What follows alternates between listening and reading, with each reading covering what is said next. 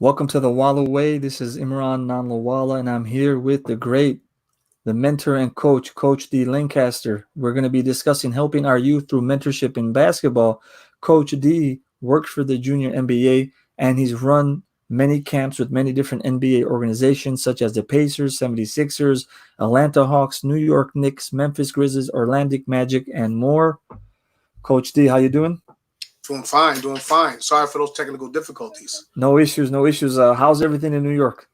Well, we're just abiding by the guidelines and, listening to, the governor and just making sure that we, stay healthy and maintain a healthy area. So I met you at NBA All-Star Weekend here in Chicago, and I was caught off guard on how much energy you were bringing while you were working with the youth. I was there with the youth group, and you were on them, you were drilling them, you're making sure that they were passing right and they were running their lanes right and doing everything correctly. So off the bat, I was very impressed by your energy, and that's how we kind of we formed this relationship. Yeah, absolutely. So how has COVID-19 affected what you love and what you do in terms of working with the youth and running these camps? Well, it's affected me tremendously because, once the NBA shuts down, all camps shoot down. And, on my other time, I personally train the youth, and I work at a school training the youth, a middle school in Brooklyn. So all of that, everything I do with the youth has actually been shut down because of this social distancing. So this thing was able to make us as coaches go virtual.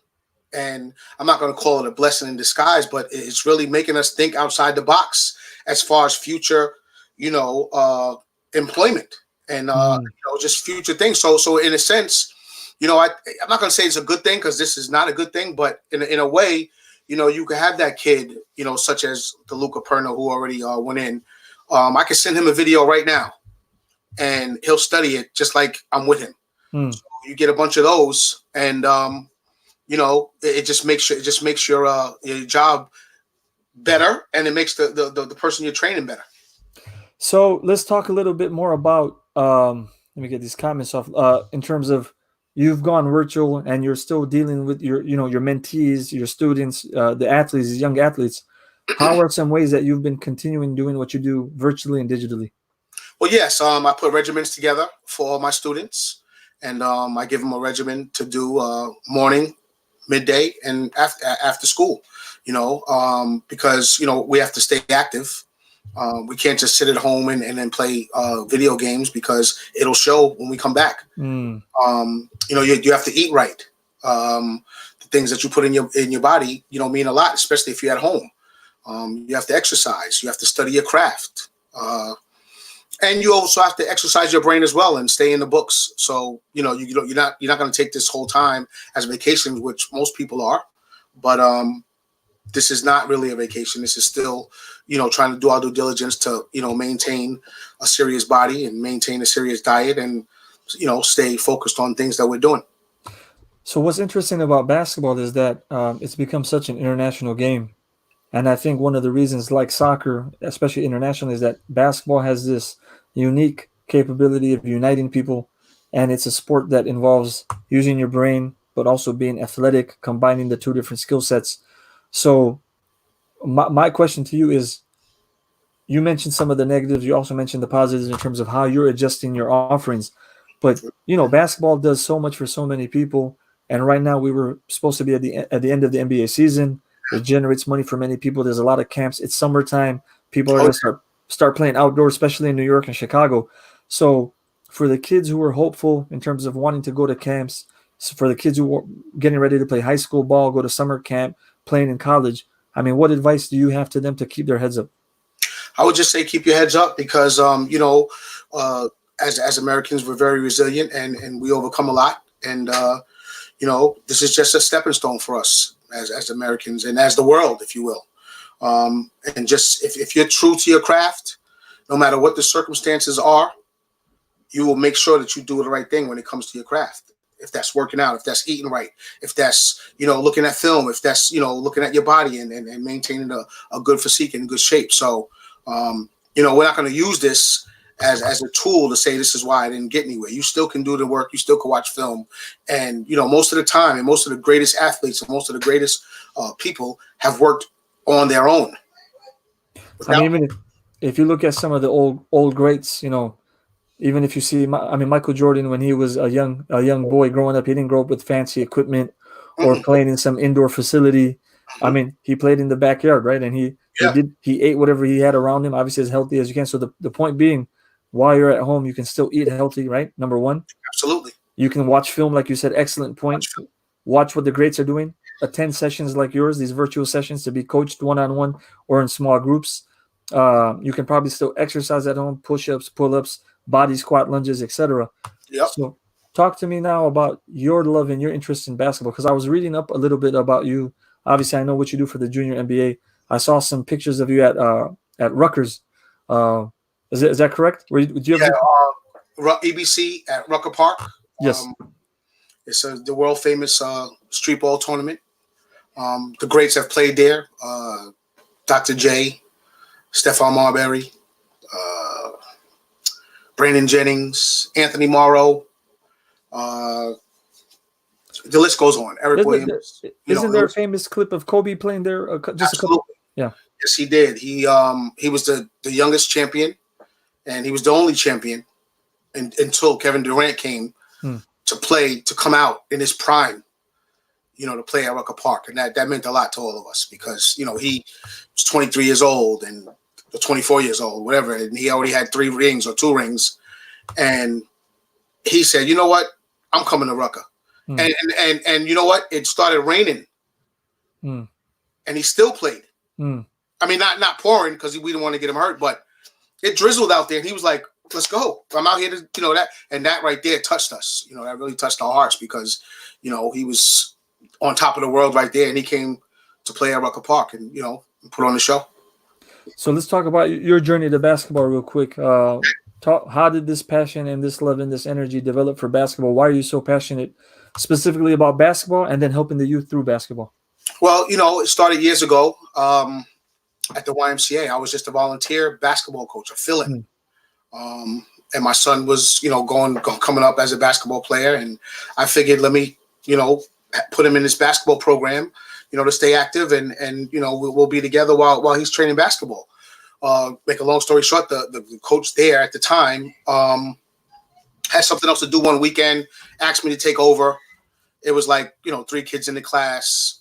And then before you know it, he said, you really like this. Kids really like you. Before you knew it, it was like 30 kids in the class. And I was like, all right, I'll take it. And then it just developed from there. And then I just started, coaching and seeing how the kids respond to me. I never really realized that, I never realized how they respond. So I figured something, this might look like something I could do because it was natural for me, And then from there, I went to the coach travel basketball, CYO basketball. I did a stint with a minor league professional team as one of the head scouts for the Albany Legends, formed now the Patroons. So that was with the men, and then of course I coached at Rucker Park for 15 years. Wow. Won a championship for Michael Jordan in 2010. Wow. So and then from there I started doing Knicks and Nets camps locally because I'm from New York. And I had a passion for that and watching all different kind of areas on how these kids responded to me. I ran the Junior Nets program for 3 years and really got involved with the NBA with that. And that's when the NBA had started to select me to go to different All-Star games and represent the NBA in the respective city that the All-Star game is in. And that's a great honor too. And again, you really don't know what your passion is until you're right, like involved in it, and just the way that the kids responded to me was something that I really was really like saying, you could make this really a positive role because of the passion that I have, and the passion that I have, you can't teach. You've seen it in Chicago. Right. You can't teach that. And when you show the kid the passion, that makes them passionate. They say, "Wow, my coach really cares about me because you want to see them succeed, and when they succeed, that's a good thing." So talk about some of the tangible things that you've seen over the years now. When you're mentoring and when you're coaching, you take a young kid and you coach him for a few years. What are some of the positives you've seen on the court and off the court? On the court, you've seen fundamentals, you've seen IQ, you've seen basketball decision making, which what I teach. We could jelly roll and do all that other stuff again, but I teach fundamentals and the IQ of the game and do play the game the right way. Off the court. A lot of times certain kids might have issues. At their home or at school or whatever, and basketball is like an outlet for them. So you not only become a coach, but you become a mentor as well. So you start to see different kids' personalities, and not to pry into anything, but you're their coach, so you deal with them a lot. So certain kids have thicker skin than others. So off the court, you start seeing that they're becoming better people, and taking care of their schoolwork and studying on their own. Those are the things that I think that I've seen throughout the years with all the kids that I've touched. I got some friends in Texas. One of my friends is a good guy, Abdullah Duro. He has two sons that are very involved in basketball. They love it. Abdullah is he knows Hakeem Olajuwon personally, and there's some connection there. But what advice do you have to people like his sons in terms of their exercising, they're getting into ball? What are some things that you would say for this generation they should focus on, and some things that they should just stay away from in terms of basketball? Well, in terms of staying in shape and just working out in basketball, it has to come within. I could be the greatest mentor and the greatest coach, in the world, but if you don't have it within, it's not going to work. So you have to look in the mirror and say, do I want to do this or I don't want to do that? That's number one. And if you can do that, you put the regimen together that you stick to, and you'll become a better player that way. The things that I think you should stay away from, it's the obvious, the bad people, the people who are not going anywhere, the bad habits on eating, the bad habits on not getting the proper rest. Let's put it this way. I think the most dangerous thing that can happen with the youth is peer pressure. Peer pressure is the most scariest thing ever because everybody wants to fit in. Everybody wants to fit in. No one wants no one to talk about them and this and that. No one, God forbid, nobody wants them to put something on social media that shows something negative about me. So I think those are the things. Video games, I mean, that's I'm not going to say stay away from it because that's kids' alleviation. That's the way kids, sometimes, just wind down. So I would keep it to a minimum, and I would encourage the parents to maintain that, not the child, So those are the things. Those are the two things that I would say. What do you see as the future of basketball? With COVID now here, and things are up in the air. We don't know how long this extended stay at home is going to last. But like you said, you've gone to virtual sessions, and also the season, as far as we know, has either been postponed or canceled. So what is the future of basketball in general from your perspective? I could tell you this, and that's a very good question. I would say what's going to happen with basketball now is individual play is going to go up tremendously. Individual play because of the social distancing. Now you're going to work on your individual games. Everyone does that, but individual play now is going to go up because the social distancing. It's so many times you could make a move on a tree. There's so many times you could make a move on a cone. That's why practice was very, very important. That's why everyone wants a setting where everyone's going up and down, everyone's checking this and that, because that's realistic basketball. But because of this social distancing, I think the individual play is going to go up, which I think we needed, not because of the COVID, don't get me wrong, but I think everyone needed to work on their individual game as opposed to how they want this the team aspect that's what I'm all for that. But a lot of individual game is kind of overseen if you're on a great team. I don't know if you understand what I mean. Yeah. Your individual greatness is sometimes maybe taken for granted if you're on a great team. Is that what you mean? Yes, exactly. So now I think if they're going to be forced, you'll see a lot of different if people take advantage of the opportunity. So but you'll see a lot of better individual play. Are we going to see more ISO ball? Are we going to see? Probably, because they're going to be. You know what else is going to happen? We're going to see so much ISO ball because people are going to be so tired of being in the house for 3 months. They're tired of going after their dad. You know what I'm saying? So. So obviously this is a fluid conversation, so you can, we can take it wherever you want. But I had to ask you a question. I saw something on social media that was grinding my gears, and the Chicago in me was offended. It was borderline blasphemy. It was not blasphemy because of the individual involved. He's obviously, arguably, one of the top 10, maybe top 5 players to ever lace him up. But Okay. somebody posted a certain thing which I'll share, and a lot of my friends in Houston won their third championship. So uh, this was posted that Michael Jordan was worried the Bulls couldn't contain Hakeem Olajuwon, and I knew that my Houston friends were going to start going crazy and they were going to start celebrating like they won another championship. Is this legitimate? Now we're just talking as fans. So this is not personal. This is not, we're talking as just fans of the game. Obviously I have a bias. I'm from Chicago. I grew up here.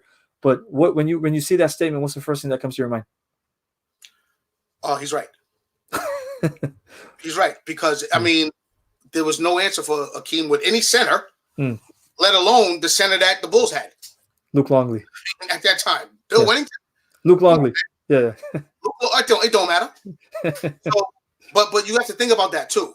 The Rockets beat the Knicks, and the Knicks had a great center. Patrick. Yeah. So the Bulls, it would have been unbalanced because you would have Scotty would have had to double all the time, and that would have let maybe Robert Ory or Vernon Maxwell come off or something like that. See, so Akeem would have been very very hard for them because even Bill Cartwright, whoever, it wouldn't have mattered. So Scotty, who's a great defender, would have had to always come double or straight up just try to put Scotty on Akeem. No, that wouldn't work. And that wouldn't have worked. And Scotty Yeah. would have won. She would have won. So it's like Yeah. you know. So yeah, Mike was right about that. So, Mike, so I have to ask you without offending you: is this a New York bias coming out? Targeting. oh, not at all, because I have my things with Akeem where they got him a little too low as far as greatest centers because He should be higher. hell yeah, Yeah, I mean, I love yeah, Hakeem for you know, multiple reasons. I think he's a gentleman. He's a global ambassador. He played the game the right way. No drama off the court. And no for me, role model, yeah, role, just like he was always about his craft, always about his religion, always about just being a good guy, even in retirement. mm, He didn't want to do that stuff with helping other guys. They came to him, right. and he was like, "All right, I'll This, do it." mm, So that's come on now, Akeem. If you want to look up, the model NBA player from career to career in the dictionary, it he's should one. be Akeem's picture. Yeah, for me, again, like him and Michael in terms of that era and skill set wise, in terms of guard and big man, Right, I mean, you can't really get better than Michael at a guard for that era, and then Hakeem because right. Hakeem was a big man, but he had the skills of a guard. He could dribble. He had excellent footwork. So, okay. And another point that I got to bring up to you, saw another interesting post on Instagram, all-time lineup, and it says best possible lineup to win games, not best at each position. So we got Curry, Jordan, LeBron, Tim Duncan, and Olajuwon. What are your thoughts on this lineup? I mean, I got to keep it 100. Please. I would just switch. I know everyone's gonna get mad at me, but I would switch Steph for Magic. You put Magic in there. I would, and I'll be all right with the rest. What about your shooting? What about your perimeter shooting? I'm Yeah, not. I personally am. I like Steph, but I take a lot of people over Steph. I even like Jason Kidd over Steph in terms of floor general, hmm yeah, controlling but the in that tempo. lineup, you got to Hmm. look at that. In that lineup, Steph's not gonna be shooting the ball. That's a good point. When you Yeah. got Olajuwon, Tim Duncan, and so he's not. It's not even like with that lineup. Steph's not shooting the ball, so he's really bringing the ball up. Look Hmm. at the four he get. So again, that's a perfect lineup for when one of them get doubled. But I would yeah, you're right. I would trust Mike's shot. I would trust Michael Jordan's open looks with Yeah. Magic bringing the ball up because the pressure that Magic 6'8", you got to remember that. So Magic can see over the defense. So Magic is going to see the mismatches regardless. Wh- So, wh- hmm. What if so you have LeBron bring up the ball instead? say it again. What if you have LeBron bring up the ball instead? You could do that too, and then post Magic or. But can you imagine LeBron, Tim Duncan, or Olajuwon posting up? It's like pick your poison with Mike outside Hmm. and Magic. So it's like, and plus Magic 6'8", so he'll be a mismatch on whatever point guard will be guarding him anyway. And So Mike's a mismatch anyway. I'm a huge San Antonio Spurs fan. I've been a Spurs fan since I was a young kid. Okay, And I have a biased answer when it comes to the Bulls, but my true favorite team at heart is the Spurs, and I feel that one of the most underrated teams because, like you mentioned earlier, the individual talent never really comes through because it's all about the team play. Right. And you see, like even guys like from, in my opinion, Manu Ginobili, one of the greatest competitors and guys to lace him up. He never gets his credit, but that's because one, he came into the NBA at a later age at about 25, and he was asked very nicely to come off the bench because the Spurs did not have a deep bench sometimes, Uh, and they needed a spark off the bench. So what are your thoughts about a team like the San Antonio Spurs in terms of long term, like in terms of what they've been able to do and how they've played? well, we have to, since they always want to, blame the coaches when they lose. Mm. So we're going to start with the coach, Okay. Pop. It starts Mm. with him, and Mm. he's probably one of the greatest coaches, if not top 3 greatest coaches of all time. Mm. So it starts with him, and it starts with the players wanting to buy in to playing for a coach. Mm.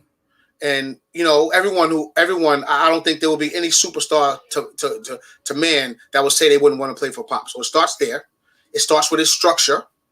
It starts with his fundamentals, and it starts with the team camaraderie. You gotta, when GMs. That's why certain guys are good at becoming a GM.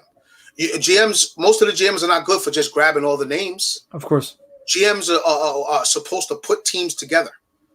And San Antonio has a fabulous GM because he put together the pieces that they needed to go around Tim Duncan and Tony Parker. And that's all you needed, role players, great role players. And then Kawhi came and brought him over the top, but they were winning before Kawhi. Yeah, and also they helped develop Kawhi as well, and they saw something that other teams were not seeing in Kawhi when they drafted him. So that's also to their credit in terms of being able to find diamonds in the rough, find Right. people later on in the draft. In this topic of mentorship and coaching, what's very fascinating for me about the Spurs, and some of my friends who know me think I have a crazy bias for the Spurs, but it's not just in terms of being a fan, it's in terms of organizational development, right? So if you study leadership, organizational development, team building, you find that, okay, not the best talent, but for some reason they always get the job done, right? And you said good GM, good owners, good coaching staff, good trainers, great supporting cast, a great all-star player, superstar players, Tim Duncan and David Robinson, who are willing to take criticism, play whatever role. So in this talk about mentorship, I saw a very fascinating clip of Coach Popovich, and he was entertaining some international guests. It was about like FIBA basketball. Okay. And they asked him, they said, like, what's your secret sauce? Like how do you get this done? And he goes, there's no magic bullet. He goes, like the system, you need to have a good system in place, like good leadership. And then you have to find the right players to plug into that system. So absolutely, I'm gonna let you close it off. We still got time, but in saying that, in terms of the mentorship piece, the coaching piece, advice to our youth, we got COVID-19 going on. What do you got to say to everybody? Well, what I say is the mentorship first, where this is where us as mentors really have to step up.